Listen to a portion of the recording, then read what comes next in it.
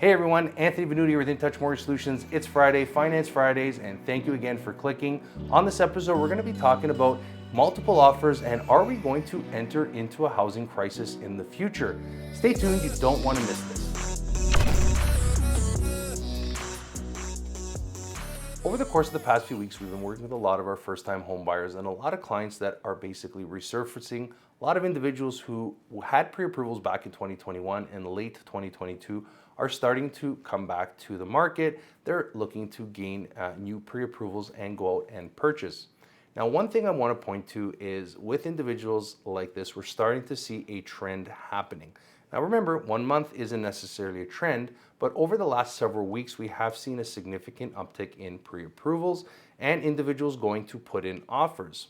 And having conversations with a lot of our clients to understand their wants and goals and their financing, dreams of what they want to do, a lot of them had told me that they decided to put their decisions on hold back in 2022 as interest rates started to creep up and home prices were starting to come down. And obviously, rightfully so, a lot of these individuals may have made a proper decision based on their financial situations. A lot of them did not want to compete in multiple offers. A lot of them did not want to participate in home prices at the levels they were at in 2021 and early 2022. But now they're facing different headwinds as they're emerging in the market in 2023. And obviously some of those headwinds are qualification issues where now we're qualifying at much higher rates, and also home prices that have come down significantly, which is a plus on that, on that checklist for a lot of clients as they're looking to gain entryway into some of the homes that were previously well overpriced, and now they're able to access these types of homes. However, as I mentioned, qualifications being concerned, a lot of individuals also are very conscientious about a few other aspects of the housing market. One being obviously OSFI, which is the Office of the Superintendent of Financial Institutions, something we talked about a few episodes ago, where OSFI met early in January to discuss potential for future regulatory changes coming down the pipeline, and we should be hearing from them in April.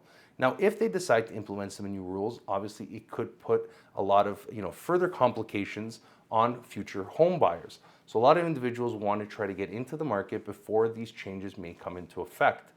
A lot of individuals that we're talking to are very concerned about the immigration policy here in Canada and what it means for them to purchase a home in the future, especially at the magnitude of immigration that Canada has now implemented. So having that conversation with our clients, I wanted to do a little bit of research for them, and I presented them with an analysis report that they could look at their own leisure, and I wanted to touch on it just a little bit here, and it does warrant a lot of their concerns. So Benjamin Tal from CIBC publishes an in-focus analysis, and this time he's talking about immigration and the perceived demand for housing. And in this actual analysis, it's very interesting.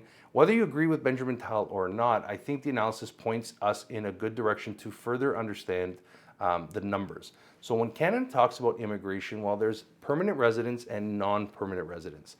And what he's pointing to here is that a lot of permanent residents were already in Canada, whether it be during the pandemic, who are basically already putting a lot of pressure on the current housing supply or the stock right now because they're renting or living with family or purchased a home.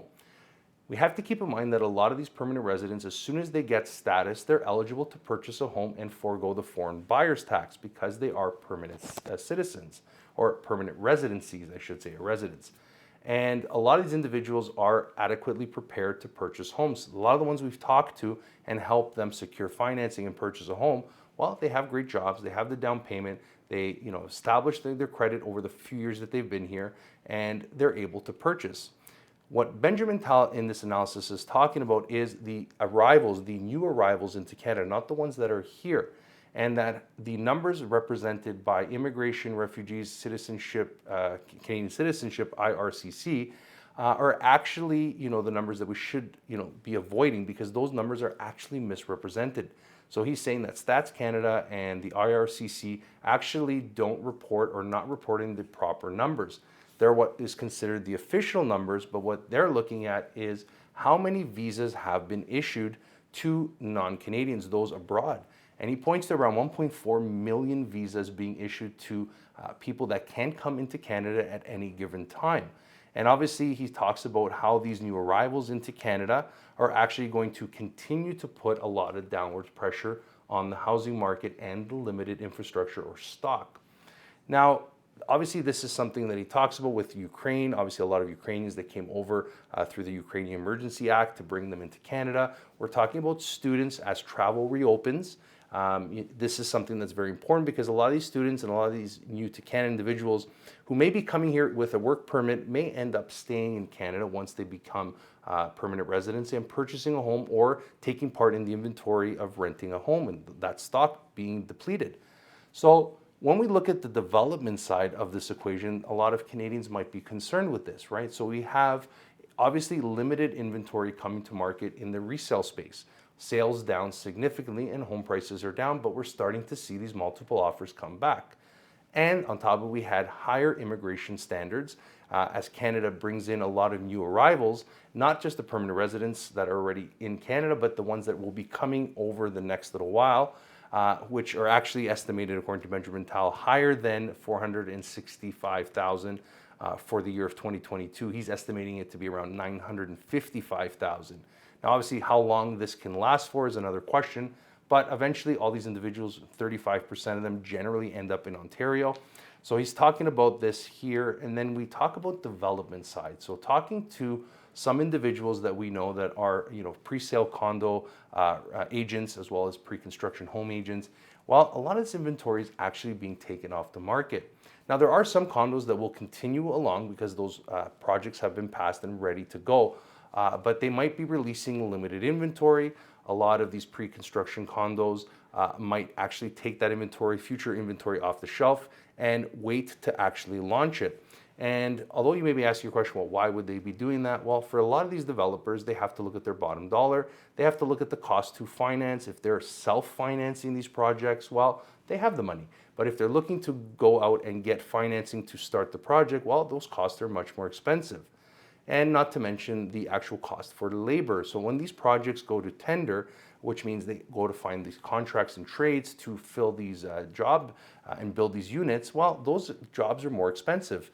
So they have to take that into consideration, and they also have to meet a quota in order for pre-sales to actually get into the next leg of financing. And generally, some condos, from what we gathered from our clients, because we're working with a few of them, it's around 60 to 75% of those units have to be sold in order for that project to extend. Now, obviously, over the last little while, we've had a conversation about paper flippers and these individuals who, back when rates were much lower and home prices were on a higher trajectory, well, they purchased a few units. Well, some of these units may be coming to the market, especially if they're not able to close. Some things that we should be paying attention to is builder inventory. And one more thing I just was thinking about as we're talking about this housing, supply, are we going to be hitting this crisis point, not necessarily now, but in the next few years, is as we look at some of the individuals that might be finding their financing situation more challenging when it comes to what their mortgage payments are. Those who have variable rate mortgages, obviously much more expensive as those policy rates and interest rates go up or stay the same. The weathering that storm for a long period of time can put a lot of pressure on household finances. So a lot of these individuals might be holding on right now, but this inventory may hit the market in the future. But at the current moment, we're not seeing any anecdotal evidence from individuals with major banks that are going to be coming to market. A lot of the individuals that we have spoken to or hear through the grapevine are in private mortgages. Those are individuals that their mortgages are not able to be renewed, something we talked about in another episode. But speaking to some individuals who actually work in the wholesale buying space where they purchase homes off market, a lot of the situations that we're hearing from them is that these are private mortgages that are not renewed, forcing clients to sell the home. So if we take that and we extrapolate that, if there's the situations in private mortgages, well, how many individuals in Canada have private mortgages and how many of them are not able to be renewed? What's happening with mortgage distress sales? Well, are these power of sales going to come to the market? I think it's a little bit too early to tell right now. It's also the winter months. It hasn't hit spring market. And obviously, as that data rolls out, but if we don't see this uptick in homes coming to market due to distressed sales, and we don't see a lot of Canadians looking to engage in the market or list their homes for sale, because maybe some of them have a good 5-year fixed rate and they're like, you know what, we're not going to break out of this mortgage or not going to port our mortgage. And there's not a lot of development happening or a lot of pre-construction happening that is going to hit the market. But obviously we see that there's a lot of inventory not going to be produced as housing stats, or housing starts I should say, are actually at an all-time low for the month of January. So this is something also that if we continue on this trajectory, well, there's not going to be a lot of new homes built or purpose-built rentals being produced. And as I mentioned, we have immigration at an all-time high, or the idea that immigration is going to be producing a lot more inhabitants in Canada, which is going to be putting a lot more pressure not only on rentals, but on the existing housing stock. And if we don't have these developments building, you have more people taking up the same amount of inventory that's already in existence. And then you have buyers going out with limited resale numbers. Well, it can spell, it can be the recipe for the perfect storm or for a disaster to happen in the next little while. But I want to know your thoughts. Do you think we're going to be entering a housing crisis in the next few years if we don't see inventory pick up? And based on the current situation, what do you think could happen in the next few years? Let us know in the comments sections below. But we're going to leave the video here. And if you like the content that we're producing on our Finance Fridays episodes, please don't hesitate to hit that like, share, and subscribe button. Hit that notification bell so you get notified every time we post a video like this. And we wish everyone a great Friday and an even better weekend ahead. Thanks for clicking, and we'll see you next week.